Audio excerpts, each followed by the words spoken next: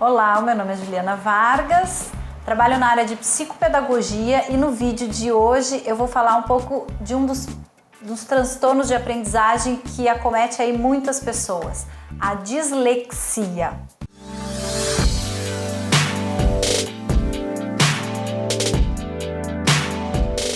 O que é exatamente a dislexia? Quando uma criança tem dificuldade de fazer a decodificação da palavra, transformar em som. Então, ela perde muito tempo para fazer uma leitura e não tem uma leitura e um processamento adequado. Muitas vezes uma pessoa com dislexia, ela tem plena compreensão do texto quando alguém lê para ela, mas quando ela vai fazer a leitura, ela acaba tendo que utilizar muito do processo de memória, do processo visual, e o nível daí, o processamento, a compreensão não acaba sendo boa. Então, a dislexia é um transtorno neurobiológico. Ele tem pouca ativação nas partes neurais do cérebro do lado esquerdo. O que acontece muitas vezes com um disléxico? Por exemplo, um caso muito famoso que nós temos é o Tom Cruise. Como é que ele faz para decorar os textos dos filmes dele se ele tem dificuldade na leitura? Ele faz a gravação do áudio, das falas e depois escuta. No momento que ele ouve, ele consegue reter a informação.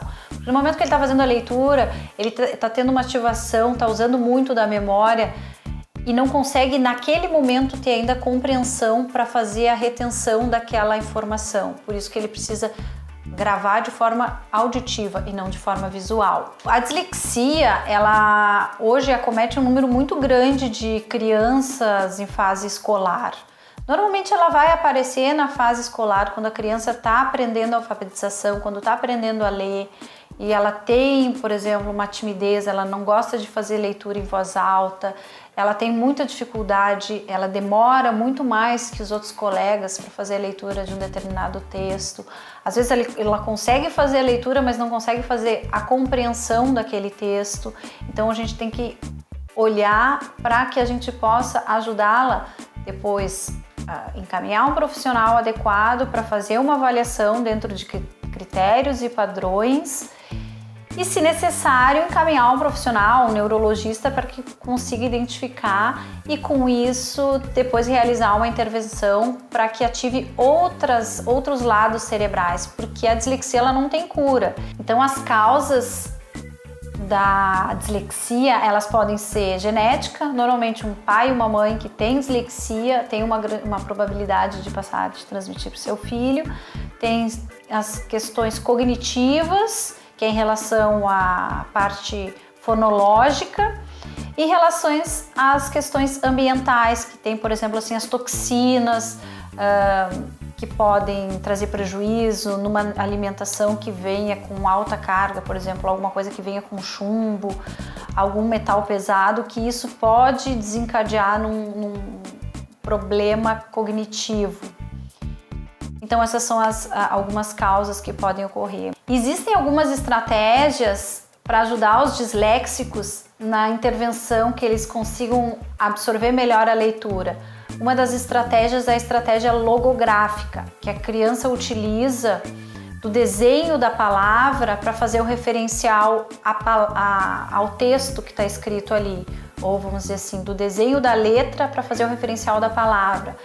A palavra azul junto de uma cor azul, vai fazendo com que a criança tenha um referencial de como se escreve e fica mais fácil a assimilação para ela. Uma outra estratégia é a estratégia alfabética, é quando a criança começa a fazer a associação do som à letra.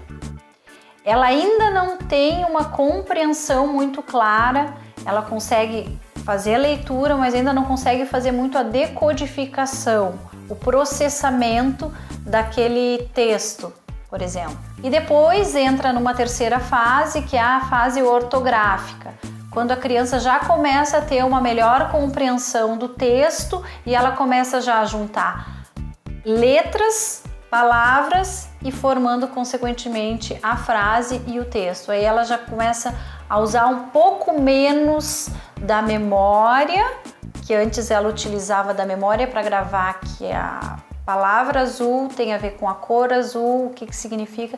Ela já tem essa compreensão e começa a assimilar mais em relação àquele texto que ela está lendo. Mas, infelizmente, a gente tem alguns disléxicos que não conseguem chegar até essa fase ortográfica, que é uma evolução, acaba tendo muita intervenção, acaba tendo que ter muito desenvolvimento psicopedagógico, muito desenvolvimento pedagógico nessa área da leitura, que é a deficiência de quem possui o transtorno da dislexia, que é o transtorno de aprendizagem. Já foram feitos estudos de neuroimagens, através de neurocientistas, para identificar que os disléxicos, muitas vezes eles utilizam de outras áreas cerebrais para compensar a deficiência que eles têm. Então, por exemplo, eles utilizam muito mais da área visual, da área da memória, para lembrar o que aquela palavra significa e acaba utilizando de outras áreas como forma de compensar a deficiência que eles têm